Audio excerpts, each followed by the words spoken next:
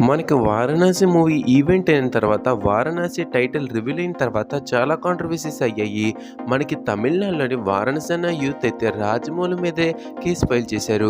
హనుమంతుడి మీద కామెంట్ చేశాడని, అది హిందూ ధర్మాన్ని వ్యతిరేకించినట్టే అని, ఇది హిందూ ధర్మానికే చాలా అపకీర్తిని తీసుకొస్తుందని ఇలా పలు కేసులు పెట్టి రాజమౌళి మీద కేసు వేశారు.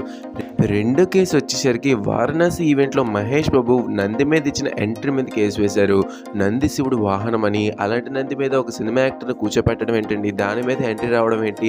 ఇది హిందూ ధర్మాన్ని కించపరిచినట్టు అని చెప్పి దాని మీద కేసేశారు. ఇక మూడో కేసు అయితే ఏకంగా మేము 'వారణాసి' టైటిల్ మీరు రిజిస్టర్ చేసుకున్నాం. రాజమౌళి టీమ్ మాకు ఇన్ఫర్మేషన్ ఇవ్వకుండా మా దగ్గర నుంచి లాగేసుకున్నారని చెప్పి అదో కేసు వేశారు. ఈ కేసు మీద ఇప్పుడు కొత్త టర్న్ తీసుకుందనమాట. దాని మీద మనం ఇంకా డీటెయిల్‌గా మాట్లాడుకునే ముందు ఇప్పటికొచ్చి మన ఛానల్ ఎవరైనా సబ్స్క్రైబ్ చేసుకోకపోతే వెంటనే మన ఛానల్ సబ్స్క్రైబ్ చేసుకోండి. ఇంకేం లేట్ చేయకుండా టాపిక్‌కి తెలిపోదాం. ఈ మూడో కేసు ఏదైతే ఇచ్చారో మనకి రాజమౌళి ఇన్ఫార్మ్ చేయకుండా మా టైటిల్‌ని తీసేసుకున్నాడని చెప్పి దీని మీద ఒక కొలిక్ వచ్చిందనమాట. మనకి ఈ కేసు అనేది సద్దుమణిగింది. సో, టైటిల్ విషయంలో. కాకపోతే ఇక్కడ చిన్న మార్పు వచ్చింది. మనకి పాన్ ఇండియాగా కాదు, పాన్ వరల్డ్‌గా రిలీజ్ అవబోతుంది 'వారణాసి'. సో, మనకి టైటిల్‌లో ఆ మార్పు వచ్చిందనమాట. ఏంటంటే మనకి తెలుగు స్టేట్స్‌లోని 'వారణాసి' మూవీ రాజమౌళి 'వారణాసి'గా రిలీజ్ అవబోతోంది. అంటే మీరు అనొచ్చు టైటిల్ మీద ఎస్ఎస్ రాజమౌళిస్ 'వారణాసి' అని ఉంటుంది. ఎస్ఎస్ రాజమౌళిస్ 'RRR' అని ఉంటుంది. ఇలా ఉంటుంది కదా అని. అలా కాదు. అలా పోస్ట్ మీద ఉండడం వేరు, మనకి టైటిల్‌లో ఉండడం వేరు. మనకి సర్టిఫికేట్‌లోనే రాజమౌళి 'వారణాసి' అని పడుతుంది.